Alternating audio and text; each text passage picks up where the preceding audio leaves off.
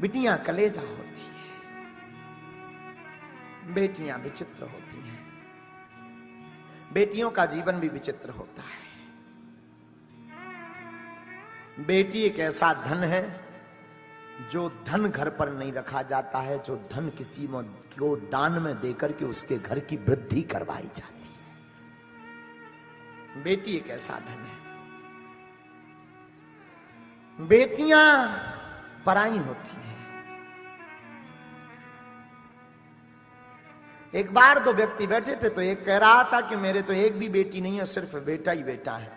एक ने कहा हमारे घर पर बेटा नहीं है, 4 बेटियां हैं। इतने में एक छोटी सी मधुर सी बुद्धिमान बच्ची खड़ी हुई और जो बार बार कह रहा था हमारे तो कोई बेटियां नहीं, बेटे ही बेटा है, भगवान की कृपा से बड़ी बड़वारी कर रहा था, हमें कोई टेंशन नहीं है, ना समय की ना समाज की। वो बहुत सुंदर जवाब उस बच्ची ने दिया। बच्ची ने खड़ा होकर के कहा अंकल अंकल, बेटियां भिखारियों के घर पर पैदा नहीं होती हैं, बेटियां तो अमीरों के घर पर पैदा होती हैं जो दान दे सक रहे हैं।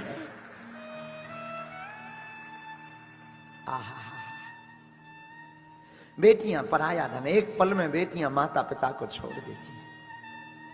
एक पल में जिस घर में खेली हो, खड़ी हो, पड़ी हो, बड़ी हो, कूदी हो, वो घर 20 साल जिसके आंगन आंगन में, आले आले में, कमरे कमरे में, कोने कोने में जिसका रहना चहचहाट रही, बेटियां जहां होती हैं वहां चहचहाट होती है। और एक पल में बेटियां पराई हो जाती हैं।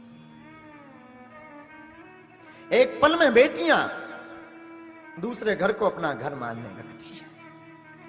माता पिता धन्य होते हैं जो अपने जिगर के टुकड़े को एक पल में दूसरे के हाथ में सौंप देते हैं। सबसे बड़ा दान है वस्त्र। एक दान है वस्त्र दान, एक दान है अन्न दान, एक दान है अश्वदान।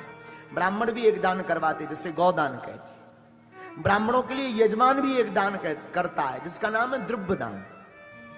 वस्त्र दान, अन्नदान, अश्वदान, गौदान, द्रव्यदान, समय दान, रक्तदान, तनदान, मन दान, उसके ऊपर कन्यादान। सबसे ऊपर एक दान है जिसका नाम है कन्यादान।